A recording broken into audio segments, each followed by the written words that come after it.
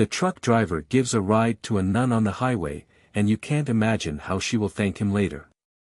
The journey was filled with uncertainties. It was impossible to know what might happen at every kilometer of the road. Before offering a ride, one must always consider the possible outcomes and whom to trust. When Roberto came across a nun hitchhiking in an unfamiliar place, his instincts pushed him forward. At first, he hesitated, but his courage eventually won. He had no idea how she would later compensate him for his generosity.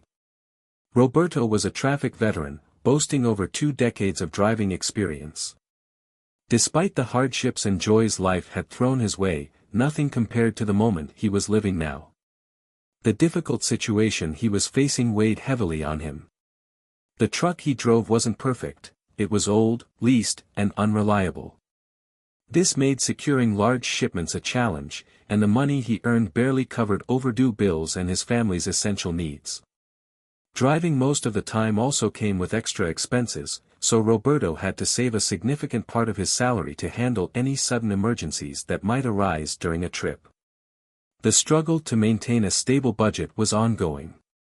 Every day, Roberto woke up at 4 in the morning, preparing to face the highway until late at night.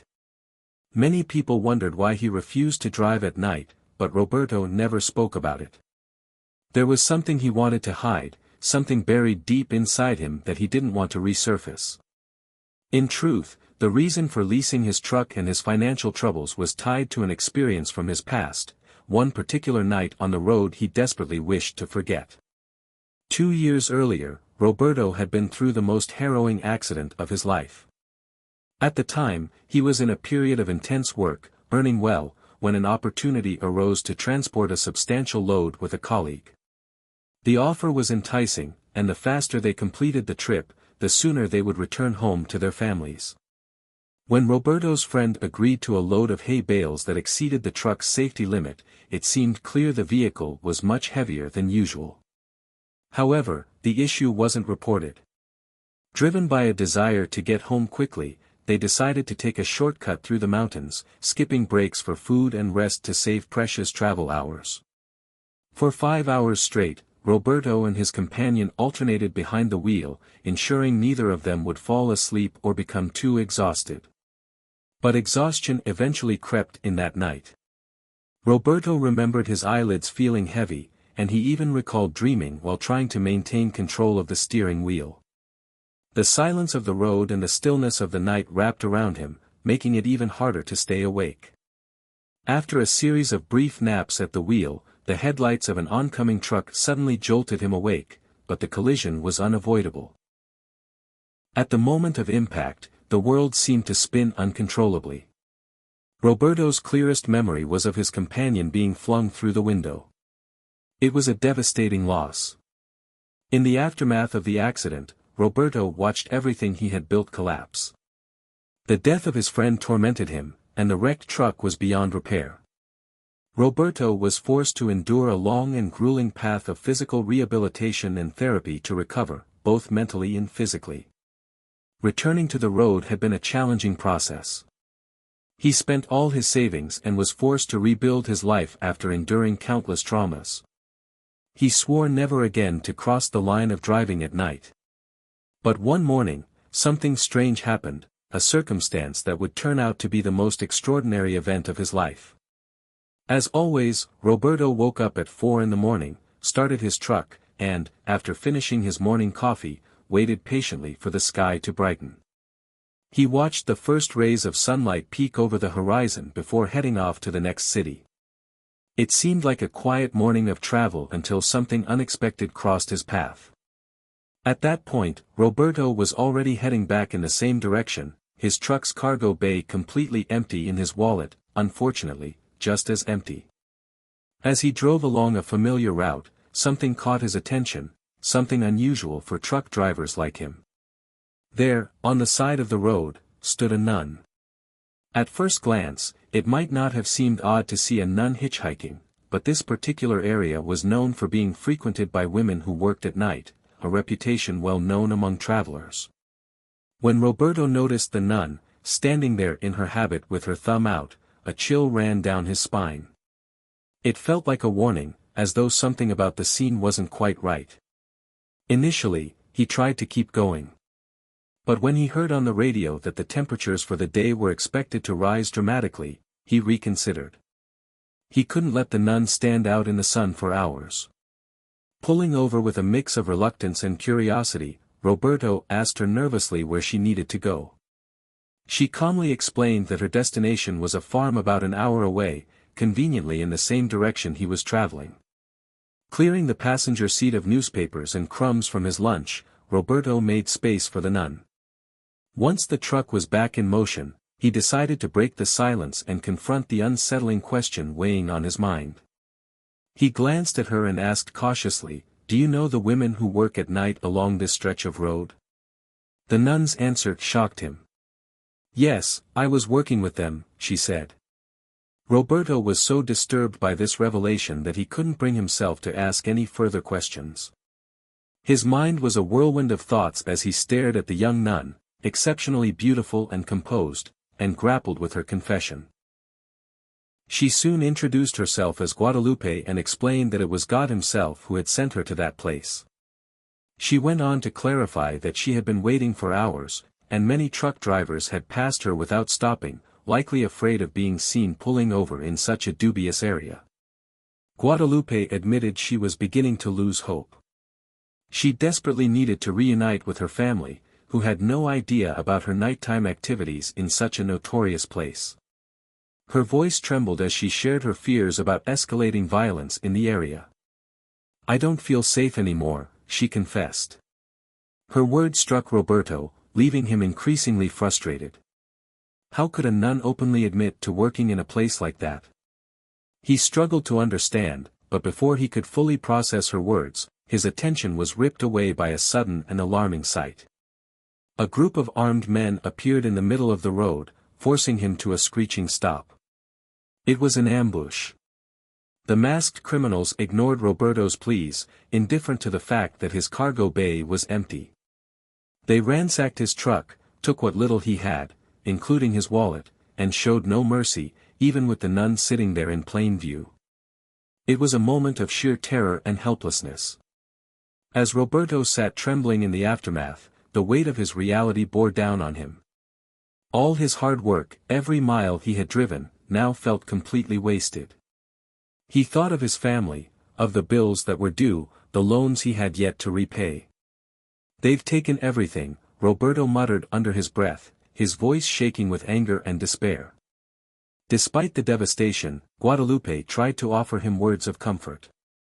Yet, Roberto knew her kind words would do nothing to solve his problems. Determined to honor his promise, he continued driving, delivering the nun to her intended destination.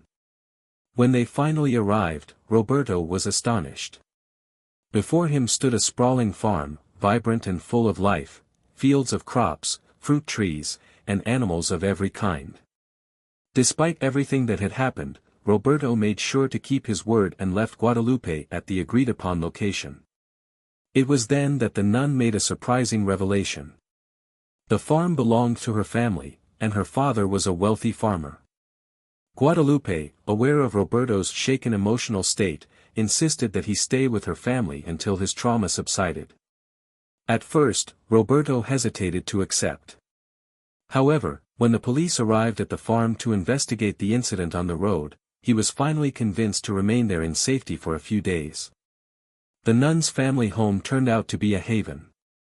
It was extraordinary, like a five-star hotel, with delicious meals and restful nights, something Roberto hadn't experienced in years. Each day, he called his wife, updating her on the challenges they would soon face, particularly the need to take out new loans to lease another truck. Roberto also mentioned the strange behavior of the nun, who would discreetly leave the house every night, taking a car and disappearing into the dark.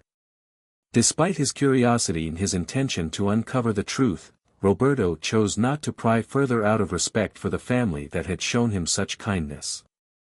Grateful for their generosity, he decided to keep his doubts about the nun's nighttime excursions to himself.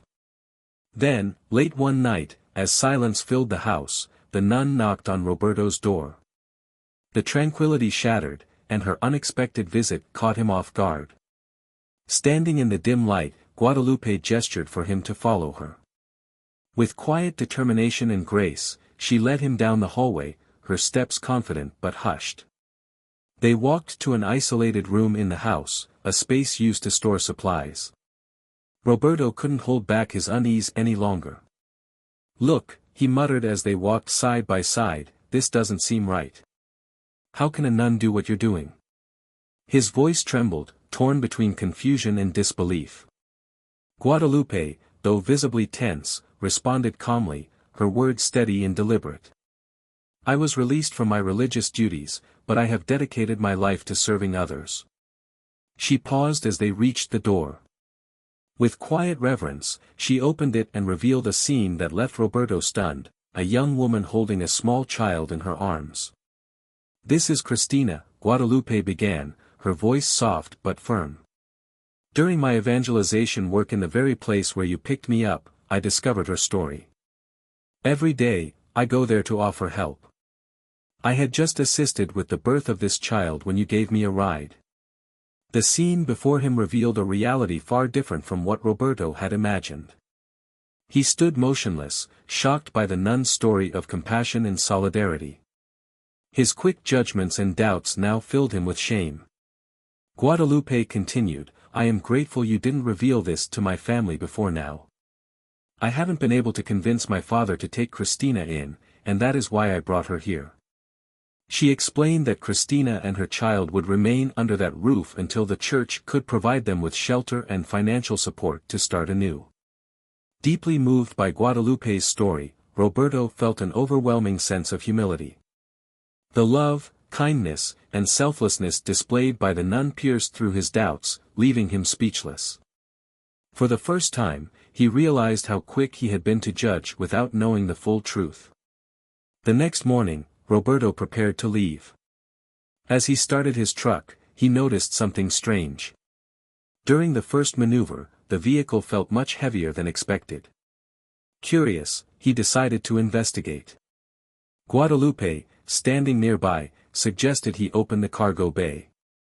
Peeking inside, Roberto was greeted by an astonishing sight: sacks of grains, fruits, vegetables, and even fresh meat were piled neatly in the truck. The wave of emotion hit him so hard that tears rolled down his face uncontrollably. "What is happening?" he whispered, his voice trembling with disbelief. Guadalupe's father approached and placed a gentle hand on Roberto's shoulder. "This is for you," he said solemnly. "Your children will have enough food for a long time." Overcome with gratitude, Roberto embraced the nun and her entire family. He thanked them profusely, his heart full for the first time in what felt like years.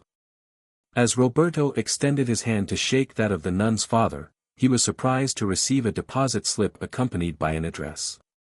The man looked at him with solemn eyes, a mix of gratitude and quiet sadness. "Not all of the cargo is yours," he said in a serious tone. "It must be delivered to a specific address in your city. A friend of mine, an important merchant, is expecting it." He then revealed more details about the unexpected load now sitting in Roberto's truck. A wave of relief and purpose washed over Roberto. Without hesitation, he set off to complete the agreed delivery. A sense of divine providence seemed to guide him, lifting the heavy burden of responsibility that rested on his shoulders. As he drove the familiar roads back home, his mind churned with thoughts of how this delivery might change not only his life but the lives of others. When Roberto finally arrived in his hometown, he was met with joyful celebrations. His neighbors and family welcomed him warmly, relieved to see him return safely and proud of his successful journey. Yet, amid the festivities, Roberto felt a deep sense of responsibility. He couldn't ignore the surplus cargo that had been entrusted to him. Moved by the generosity he had experienced and the lessons he had learned, Roberto decided to distribute part of the load to local charities and community centers. The sacks of grains, fruits, and vegetables were shared among those in need. His small act of compassion became a beacon of hope and solidarity within his community. As Roberto reflected on the events that had unfolded, He realized how his initial judgment of the nun's actions had been misguided. The truth of her work, driven by a deeper purpose of kindness and compassion, had humbled him. He could now see that there was something greater at play, a divine thread weaving their fateful encounter together. Perhaps, Roberto thought, their meeting that day had indeed been an act of divine intervention. Did you enjoy the story? Have you ever faced difficult moments in your life like Roberto? What helped you get through them? What was your anchor that saved you? Share your experience in the comments below. If you appreciated this story, please subscribe to this channel and leave a like. Remember, sometimes the smallest gestures can make the biggest difference in our lives. Thank you for listening. See you in the next video.